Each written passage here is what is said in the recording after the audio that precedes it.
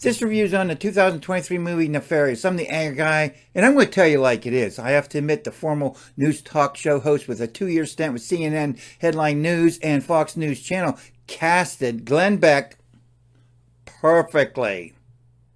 Glenn Beck had a prophetic dream that he shared on November 29th. And they said, yeah, that happened pretty quickly for them. However, we're going to get to know. And I said, okay. And they said, because you really have no idea who you're dealing with. And that's when one of them reached under like a Mission Impossible mask and ripped off his face. And he was Satan. He was a demon.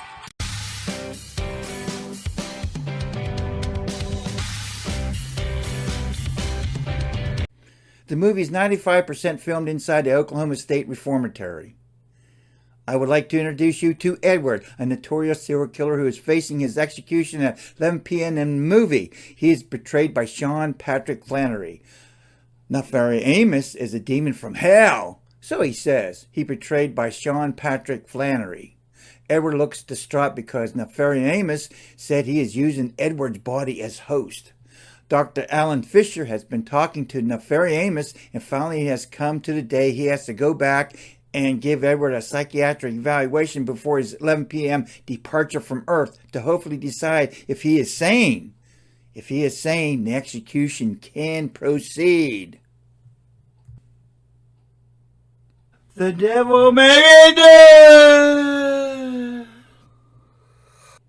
But since his last visit with Nefarious, Dr. Alan Fisher decided after writing out his will, he left his office and headed up to the roof of the building to jump off the ledge to end his life. Dr. James Martin was brought in to take over the psychiatric evaluation for Edward. Later on, Nefarious admits to Dr. Martin he has been planning his arrival for years. In fact, since Dr. Martin was a small boy. You can decide if you believe that or not. At the start of the interrogation, Edward reveals he is possessed by a demon and told Dr. Martin he will admit to 3 murders before he leaves. As the film crawls on, the audience will be thinking what 3 possible murders Dr. Martin could commit. Before halfway through the film, I knew Dr. Martin was going to be responsible for 1 killing, but I couldn't figure out what the other 2. I did have one thing in common with Nefarious while he was getting his final haircut. He said exactly what I said while I was in Army Basic Training Week 1, about to get my first haircut as a newbie soldier. When the civilian barber asked me, how would I like the cut? I told him, a little off the top and trim the sides.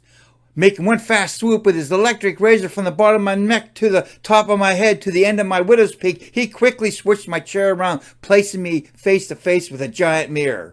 Looking at myself with a hairless path down the middle of my brown bushy hair, my mouth fell open. He asked me, how'd I like it?